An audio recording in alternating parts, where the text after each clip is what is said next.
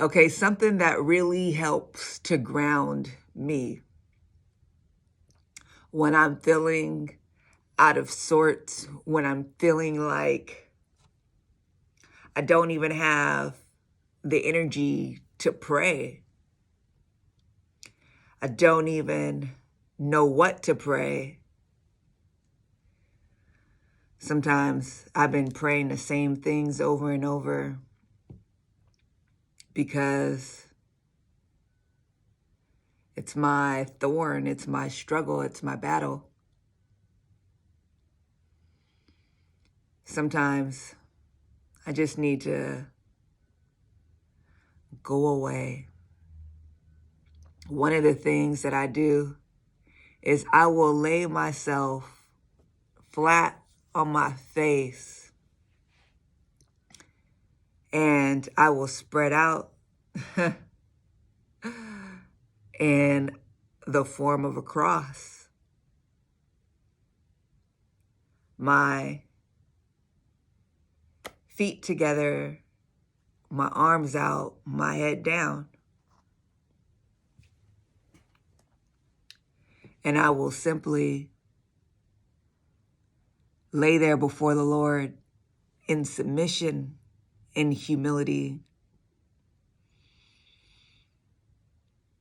I let my soul cry out to the Lord.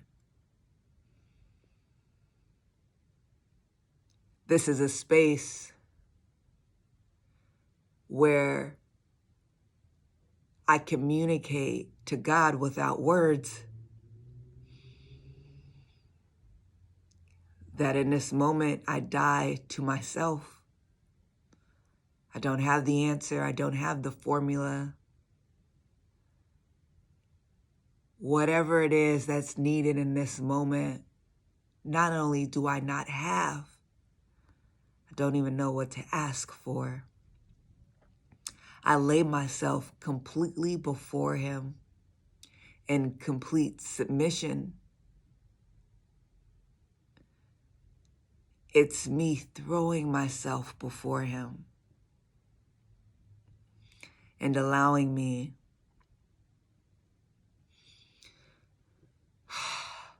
to break down ego, to break down vanity, to break down arrogance, to break down pride, to break down this idea that I know anything, that I have anything together, and just lay myself before the Lord. This is not an action that I came up with. This is not.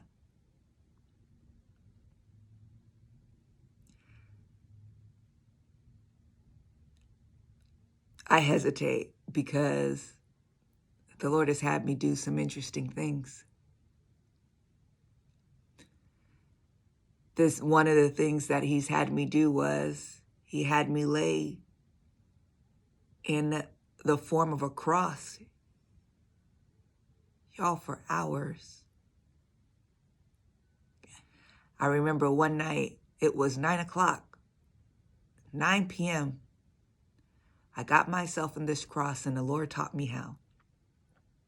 I never even seen anybody do it before. He was just like, I want you to get down on the floor, lay down, put your feet together and stretch your arms out and put your head face down. I said, Lord, this is uncomfortable. He said, the cross wasn't comfortable, Jennifer. Okay. 10 o'clock came, 12 o'clock came. Y'all, I couldn't get up. He wouldn't let me get up. 5 o'clock finally came and I saw the light beginning to break and I finally was able to get up.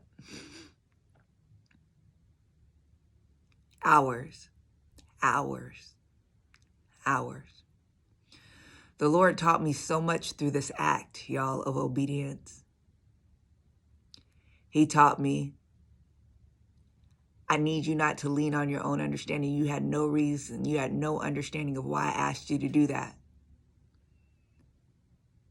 in this next season, you're not going to have an understanding why I ask you to do things, because you've been operating in the natural world, which you know little of. I'm about to have you work in the spiritual realm. Yeah. That you know not much of.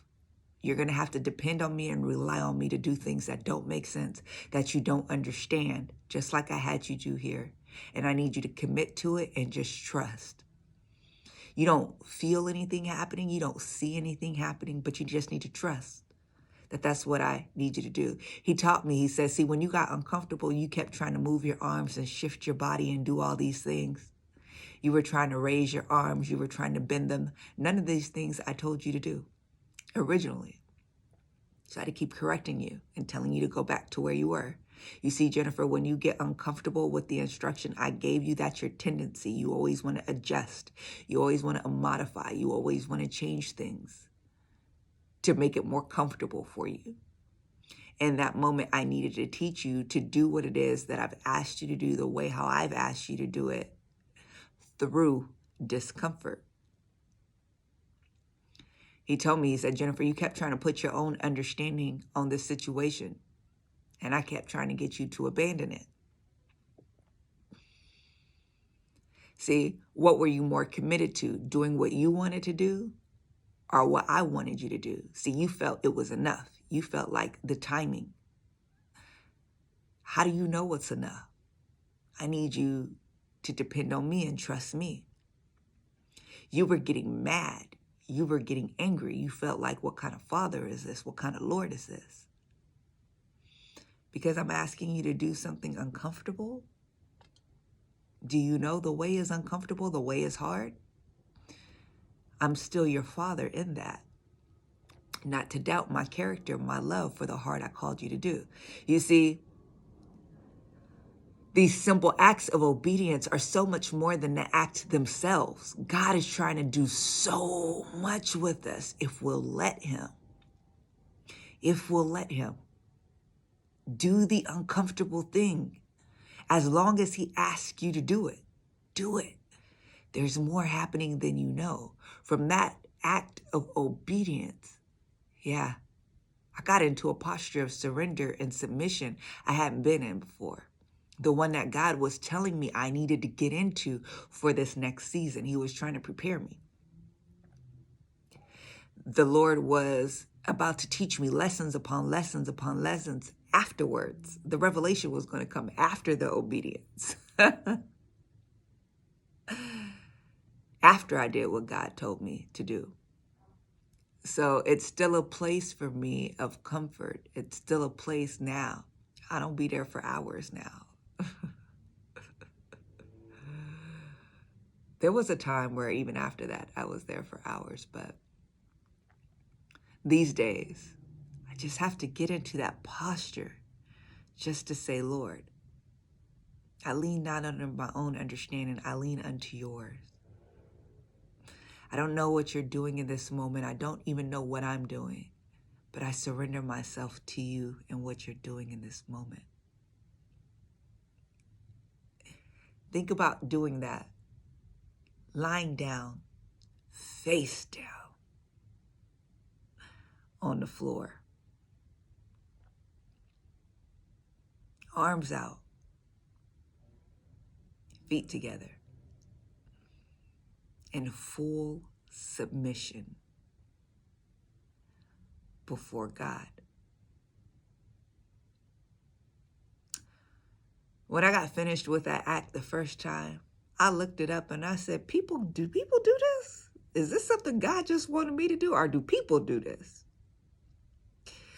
Y'all, I saw that it was an act that people do around the world. It was new to me. Wasn't new to what God had me do. An act of complete submission and surrender. Try it.